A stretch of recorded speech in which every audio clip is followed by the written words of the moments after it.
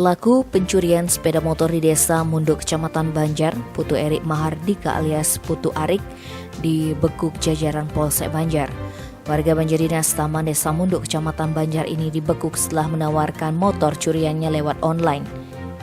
Kapolsek Banjar Kompol I Gusti Nyoman Sudarsana mengatakan aksi pencurian ini terungkap setelah korban Nyoman Ana, warga Dusun Beji Desa Munduk melaporkan ke Mapolsek Banjar Jumat 3 Desember. Kala itu korban mengaku telah kehilangan satu unit sepeda motor Supra X125 dengan nomor polisi DK 1342UM yang diparkir di rumahnya. Berbekal laporan itu, unit reskrim Polsek Banjar pun langsung melakukan penyelidikan dengan olah TKP dan memeriksa sejumlah saksi. Hasilnya pelaku mengarah ke Putu Erik Mahardika. Putu Arik berhasil diringkus pada Sabtu 4 Desember. Saat diinterogasi, tersangka mengakui telah mencuri motor Supra X milik korban. Atas perbuatannya, Putu Arik langsung dibawa ke Polsek Banjar untuk menjalani pemeriksaan polisi.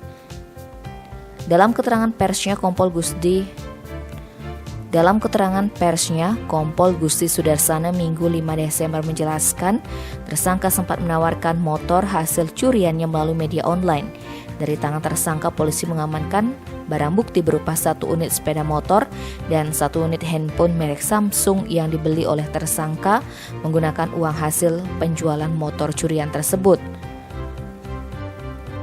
Tak hanya beraksi di Munduk, tersangka juga pernah melakukan aksi yang sama di Desa Goblek, Kecamatan Banjar beberapa waktu lalu. Hanya saja barang hasil curian di lokasi Desa Goblek sudah dijual tersangka melalui online kepada seseorang yang tidak dikenalnya di Denpasar. Atas ulahnya, saat ini tersangka Putu Erik Mahardika alias Putu Arik terancam dijerat pasal 363 KUHP tentang pencurian dengan pemberatan, ancaman hukuman paling lama 7 tahun penjara. Tim Bali Express melaporkan.